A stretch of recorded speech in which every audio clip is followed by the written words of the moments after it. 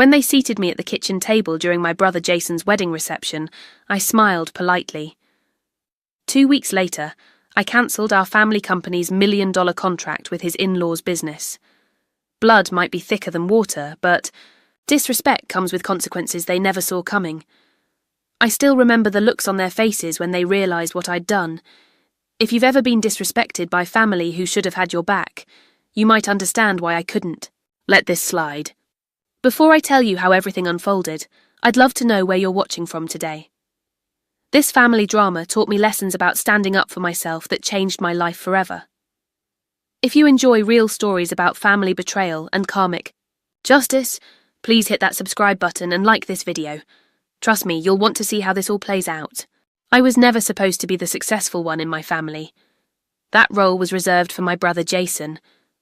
From the time I was little, the dynamic in our household was crystal clear. Jason was the golden child, and I was the one who needed to try harder. At 41, Jason had the kind of natural charisma that made people gravitate toward him. Tall, with an easy smile and effortless charm, he could walk into any room and immediately become the centre of attention. I, on the other hand, was always described as practical and responsible, code words for boring. Our family business, Matthews Construction, was started by my father Thomas 35 years ago. Despite its humble beginnings, I helped transform it into one of the most respected construction companies in the Northeast. After getting my MBA from Wharton, I came back home instead of taking offers from prestigious firms in New York. The company needed a financial overhaul, and I knew I could help. Olivia has always been good with numbers, my mother Margaret would say, with a dismissive wave of her hand, as if my financial acumen was some cute party trick, rather than the skill that had saved our company multiple times. While Jason held the title of Vice President of Client Relations, his actual contributions to Matthews Construction were minimal at best. He attended the occasional client dinner, charmed potential partners with stories over golf, and took credit for deals I had meticulously structured. Meanwhile, I worked 60-hour weeks as CFO, negotiated our contracts, managed our finances, and ensured we remained profitable year after year. "Your brother brings in the business," my father would remind me whenever I pointed out the imbalance. "People respond to him. That's just as important as what you do behind the scenes." Behind the scenes. That phrase haunted me. It seemed to be my permanent position in both our business and our family. Things reached a new level of complicated when Jason announced his engagement to Vanessa Caldwell. The Caldwells weren't just any family, they were old money, with Richard Caldwell's luxury real estate development company, Caldwell Properties, controlling half the high-end market in our region. For the past 3 years, Matthews Construction had held an exclusive contract with Caldwell Properties worth millions annually. I had personally negotiated the most recent renewal, securing terms that finally gave us the profit margins we deserved. "Isn't it wonderful?" my mother gushed when Jason and Vanessa announced their engagement at a family dinner. The two families coming together like this. It's like a business marriage as well as a real one. I nodded and smiled while something uncomfortable settled in my stomach. I'd always found Vanessa perfectly pleasant during our limited interactions at business events, but there was something calculated about the way she looked at our family, as if we were a project she was taking on. "We'll have to get you more involved in the social circuit, Olivia," my mother said later that evening as we cleaned up. "Now that we'll be connected to the Caldwells, you can't keep hiding behind your spreadsheets. Maybe you'll even meet someone." I was 32 and single, a fact my mother never failed to mention at least once during any conversation lasting longer than 5 minutes. The implication was always clear. Despite my professional success, I was failing at what really mattered: finding a husband and starting a family. "I'm not hiding, Mum. I'm running a company," I replied, trying to keep the edge out of my voice. "Someone has to make sure we stay profitable." "Well, with the Caldwell connection, maybe you won't have to work quite so hard," she said, patting my cheek like I was still 12 years old. Jason really did well for all of us. That night, as I drove back to my downtown apartment, I couldn't shake the feeling that something fundamental was shifting in our family dynamics. I loved my brother, despite his flaws and the unfair advantages he'd always enjoyed. But I also knew that the upcoming wedding would change things in ways none of us could fully anticipate. What I didn't know then was just how right I would be, and how completely unprepared I was for what would happen next. The 6 months leading up to Jason and Vanessa's wedding were a masterclass in subtle degradation.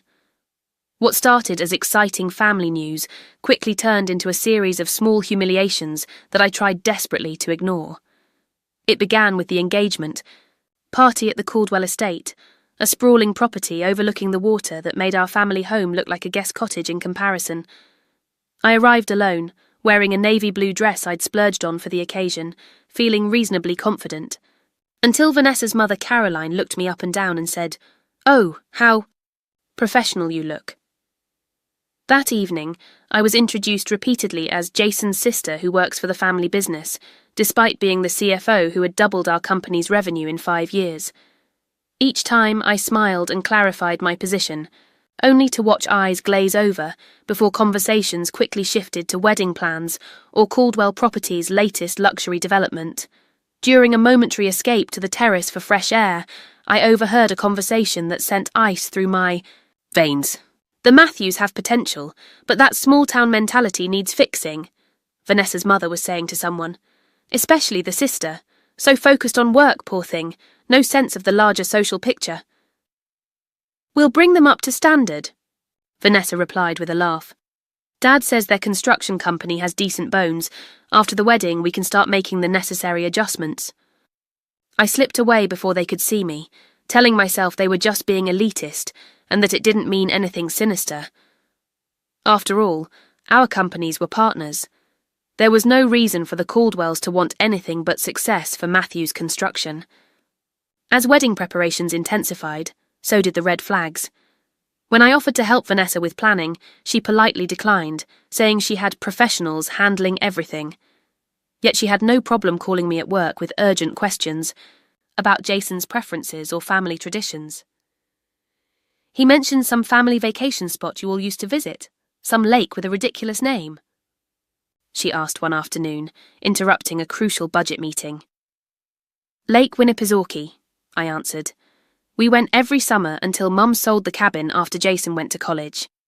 "That's it. We're doing a photo montage for the rehearsal dinner and—" I needed that detail. "Thanks, Olivia. You're so good with the little things." The little things, like our childhood memories, our family history, the experiences that had shaped us, all reduced to props for her perfect wedding narrative. Meanwhile, I was growing increasingly concerned about my father. He looked tired, constantly, and I'd noticed him wincing when he thought no one was watching. When I asked about his health, he brushed me off. "Just getting old, Liv. Nothing to worry about." But I did worry, especially when I caught him taking pills he quickly hid when I entered his office. My mother, as usual, minimised my concerns. "Your father is fine. Stop looking for problems where there aren't any. Focus on being supportive. For your brother's big day." The dress shopping incident was particularly telling, although I wasn't asked to be in the bridal party. "We're keeping it small, just my closest friends," Vanessa explained. My mother insisted I join them to see Vanessa try on wedding dresses. I rearranged my schedule and met them at an exclusive bridal salon in the city, only to sit awkwardly on a velvet sofa while Vanessa's friends made thinly veiled comments about my work attire. "I just admire career women who don't have time to shop," one of them said, eyeing my sensible heels. "So brave to just not care." I caught Vanessa smirking in the mirror as she modelled a gown that probably cost more than my monthly mortgage. Payment. The final straw came when Jason started cancelling our standing monthly sibling dinner, a tradition we'd maintained even during his busiest periods. First, he was swamped with client meetings. Then, Vanessa's parents wanted to discuss wedding details. Eventually, he stopped offering excuses altogether. When I finally managed to get him alone for lunch, 2 months before the wedding, I tried to express my concerns. "I feel like things are changing between us, Jace," I said carefully. "And I'm worried about Dad. Have you noticed anything off with him lately?" Jason sighed and checked his watch. "You're overthinking things, Liv. You always do. Dad's fine. And yes, things are changing. I'm getting married. That's what happens. It feels like more than that. The Caldwells, I'm not sure they respect what we've built with Matthew's construction. His expression hardened. What's that supposed to mean? Just that I've overheard some comments that concern me. About adjustments to the company after the wedding. God. Olivia, he pushed his plate away. Are you really going to do this? Create drama because you're jealous? Jealous? I was genuinely stunned. Of what? You know what? That I found someone. That I'm happy. That for once, something good is happening for me instead of you being Dad's perfect business protégé. His words hit like a physical blow. That's not fair. I've always supported you, even when what? Go ahead, say it. His voice had taken on an edge I'd never heard before. You've always thought you deserved more credit, more control. Well, after the wedding, there are going to be some changes at Matthew's. The Caldwells have some ideas that will take us to the next level, and Dad agrees. He stood up, throwing cash on the table for his barely touched meal. Maybe it's time you figured out if you're really a team player, Olivia, because from where I'm standing, it seems like you're only happy when you're calling the shots. As I watched my brother walk away, I had the distinct feeling that I was losing him to people who saw our family business as nothing more than an acquisition target. What I didn't realise was how literal that loss would become, or that the wedding I was dreading would be even worse than I'd imagined. The morning of Jason and Vanessa's wedding dawned clear and perfect, as if the weather itself had been arranged by the Caldwells. The ceremony and reception were to be held at Vineyard Estate, one of Caldwell Properties' most prestigious holdings. A sprawling winery with panoramic mountain views that typically booked 2 years in advance. I spent extra time getting ready, determined to look my best despite the knot of anxiety in my stomach. My burgundy dress had been carefully selected to match the autumn theme without competing with the bridal party's attire. I'd even splurged on professional hair and makeup, an indulgence that felt necessary given the inevitable comparisons I'd face. When I arrived at the venue 3 hours before the ceremony as requested, I was immediately intercepted by Vanessa's wedding planner, a rail-thin woman with a clipboard and an earpiece who looked me up and down with clinical efficiency. Oh good, you're here. We need someone to coordinate with the vendors. The florist delivered the wrong shade of dahlias, and the band is missing their set list. I'm sorry, what? I'm not part of the wedding staff. I'm the sister of the groom. She consulted, her clipboard with a frown. Right, Olivia Matthews.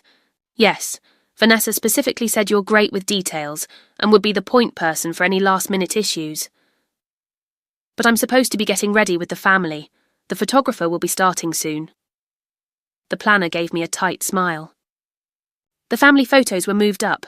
They finished those an hour ago. My stomach dropped. No one told me. I'm sure it was just an oversight. Now, about those dahlias. I spent the next 2 hours solving problems that weren't mine to solve, missing the pre-ceremony champagne toast and the moment when my father saw Jason in his tuxedo for the first time. By the time I managed to break away, guests were already being seated for the ceremony. There you are. My mother's voice was sharp with disapproval. Where have you been? We've been looking everywhere. No one was looking for me, I said quietly. I was handling vendor issues because apparently that was my assigned role today. Don't be dramatic, Olivia. Now hurry, they're about to start. I was directed to a seat in the back row, far from where my parents sat in the front with the Caldwells. As I settled in, I noticed Jason's college roommate and his wife were seated in the family section where I should have been. When I caught Jason's eye as he took his place at the altar, he gave me a small nod before turning his attention to the processional. The ceremony was objectively beautiful. Vanessa floated down the aisle in a custom gown that probably cost more than a year of my salary. My brother looked happier than I'd seen him in years. I tried to focus on that, to be genuinely happy for him, despite everything. At the reception, I made my way through the cocktail hour alone, enduring subtle digs from Caldwell relatives about everything from my job, how fascinating that you work with spreadsheets all day, to my single status. No +1. Well, career women often struggle with balance. I plastered on a smile and reminded myself this was Jason's day, not the time for confrontation. When we were finally called in for dinner, I followed the crowd to find my assigned table. I checked 3 times, thinking there must be a mistake.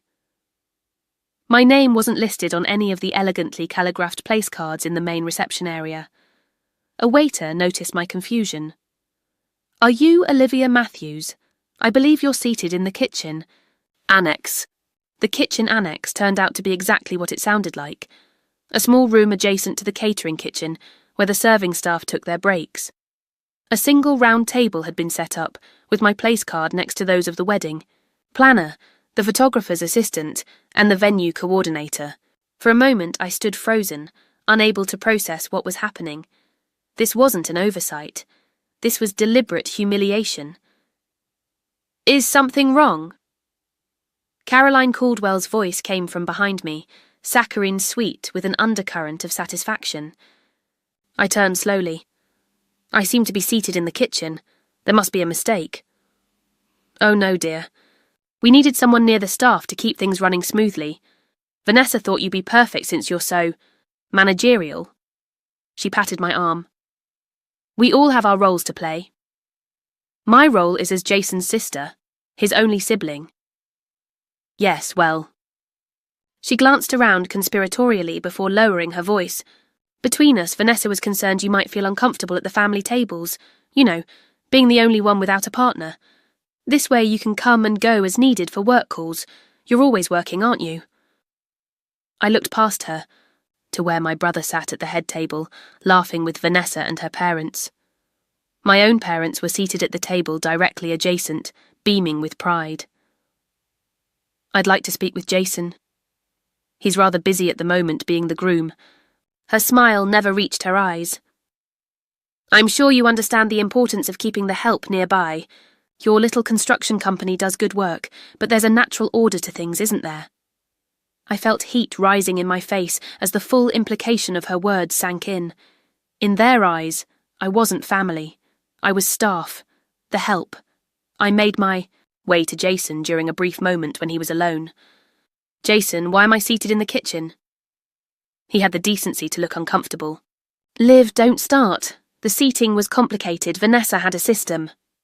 "A system that puts your sister with the catering staff. How does that make sense?" He lowered his voice. "Look, Vanessa's family is different from ours. Image matters to them. Just roll with it for one day, okay? For me." "Different how? Too good to treat your family with basic respect." "You're making a scene," he hissed. "This is my wedding day. And I'm your sister. Your only sister. Just handle it, Olivia. Like you handle everything else. I need to get back to my wife."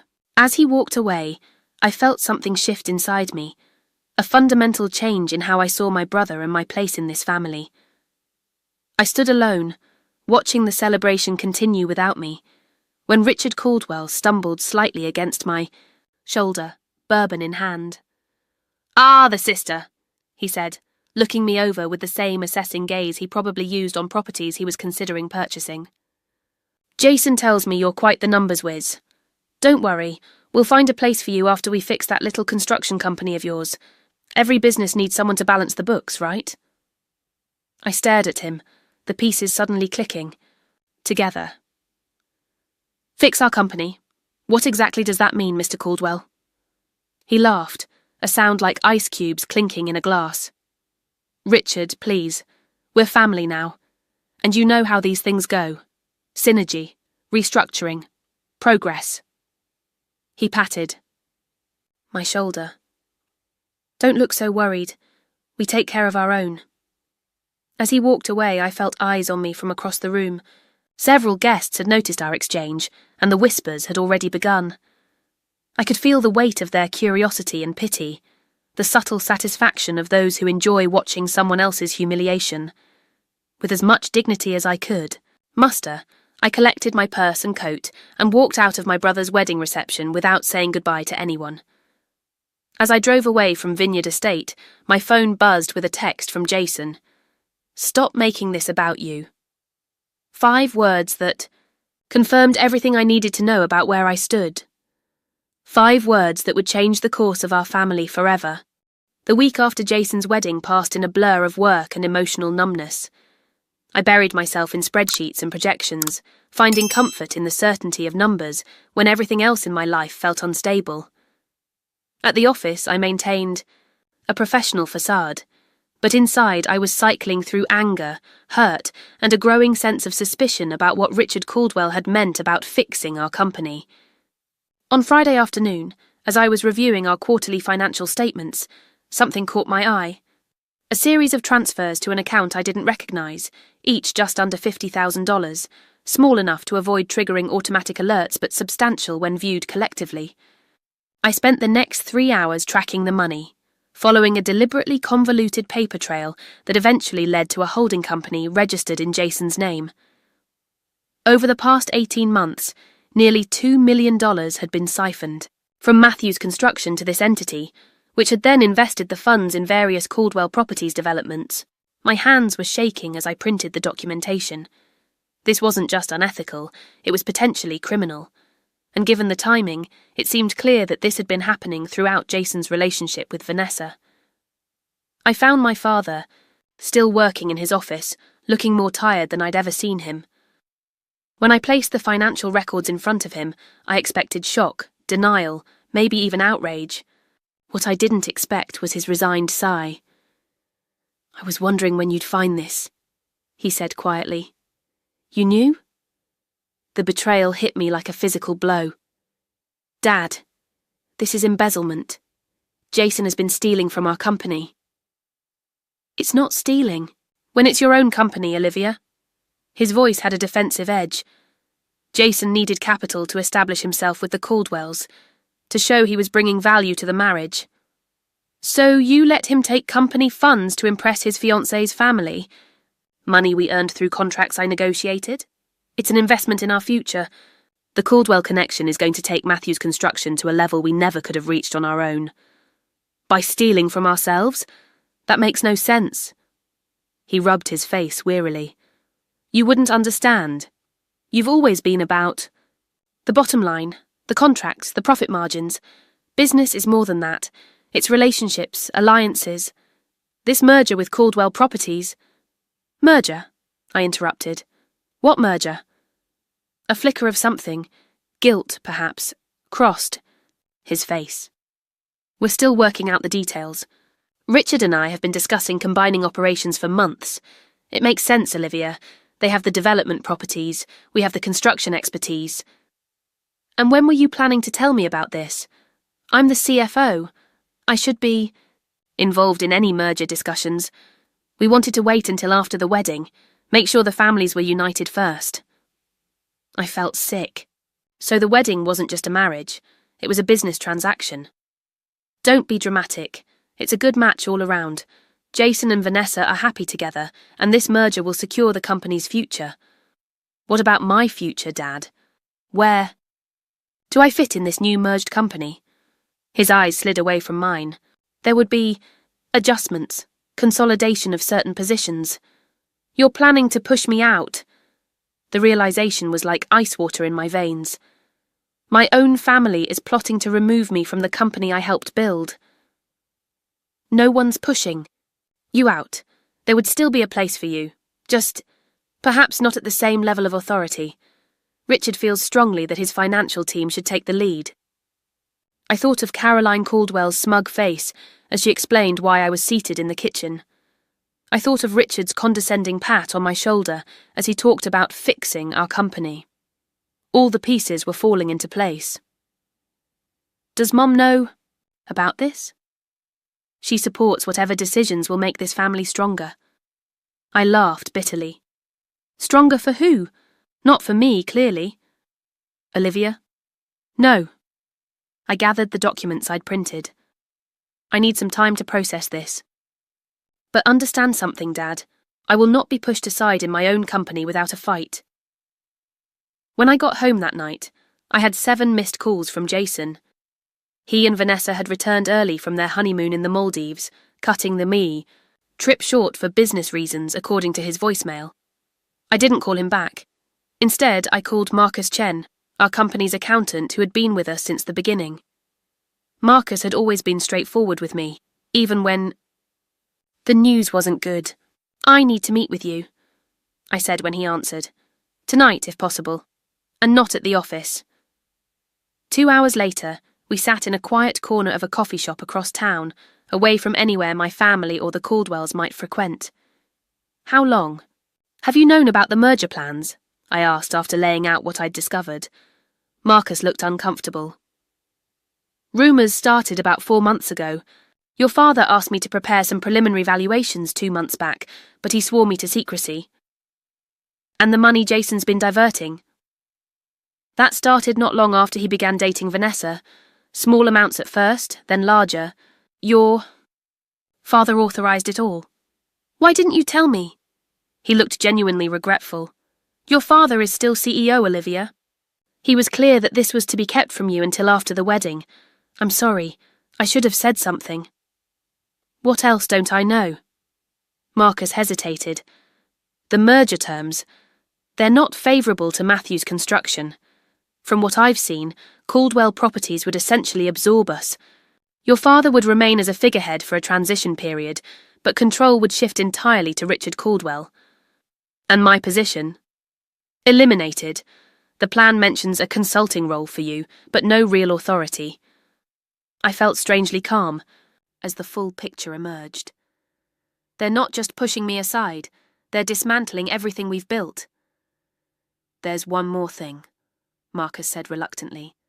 Your father's health. Has he told you anything? My stomach tightened. No. What? Do you know? I overheard him on the phone with his doctor last month. From what I could gather, it's cancer. Advanced. He was discussing treatment options, but it didn't sound good. The room seemed to tilt slightly. My father was dying, and he hadn't told me. Instead, he'd been planning to sell our company out from under me, securing Jason's future while sacrificing mine. Thank you for your honesty, Marcus, I said finally. I need you to keep this conversation between us. What are you going to do? I'm not sure yet, but I need to see exactly what they've been planning. That night, I used my emergency key to enter the office after hours. In my father's computer, protected by a password that had been my mother's maiden name for as long as I could remember, I found the draft merger documents. They were exactly as Marcus had described, a complete takeover disguised as a merger of equals. Matthew's Construction would cease to exist in all but name, becoming a subsidiary of Caldwell Properties.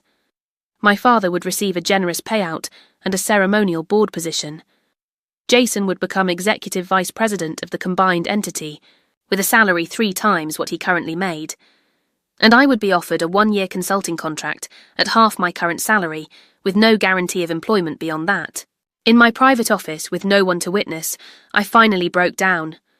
Years of work, sacrifice and dedication, all dismissed because I wasn't the golden child, because I was the sister instead of the brother, because I had committed the sin of being competent rather than charming. As the tears subsided, I remembered something my mentor from business school had told me during a particularly difficult period. When emotion threatens to overwhelm you, return to strategy. Think not about how you feel, but about what you know and what leverage you have. I dried my eyes and began to review the contract I had negotiated with Caldwell Properties 3 months earlier. As I read through the clauses I had insisted on, a realisation dawned slowly. In my thorough approach to protecting Matthew's Construction, I had unknowingly created a shield against this very situation. There, in Section 17, subsection C, was a termination clause I had fought for. This agreement may be terminated with 30 days' notice by either party in the event of significant corporate restructuring, change in ownership, or merger activity, with such notice requiring only the signature of the CEO or CFO of the respective organisations. I was the CFO. I could cancel our contract with Caldwell Properties with my signature alone.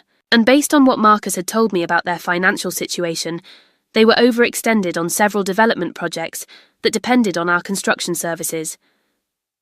For the first time since the wedding, I felt something other than despair. I had leverage. I had power. And I was finally ready to use it. I'd been pushed around and underestimated by my family for years. But sitting in that office, Looking at this contract clause I'd insisted on, I realised something important. Sometimes when people treat you like you're invisible, they forget you can see everything they're doing. If you've ever been in a situation where you discovered your own power after being underestimated, leave a comment below. I'd really like to know how you handled it. On Monday morning, I contacted Matthews Construction's lawyer, Patricia Winters. We had worked closely together during my time as CFO, and I trusted her discretion. When I laid out what I had discovered, she listened without interruption, taking meticulous notes. "Let me understand this clearly," she said when I finished. "Your father and brother have been planning a merger that would effectively dissolve your position, while simultaneously diverting company funds to invest in Caldwell projects, all without your knowledge as CFO." "That's correct, and now I need to know my options." Patricia reviewed the contract with Caldwell Properties carefully, paying special attention to the termination clause I had identified. "This is solid, Olivia.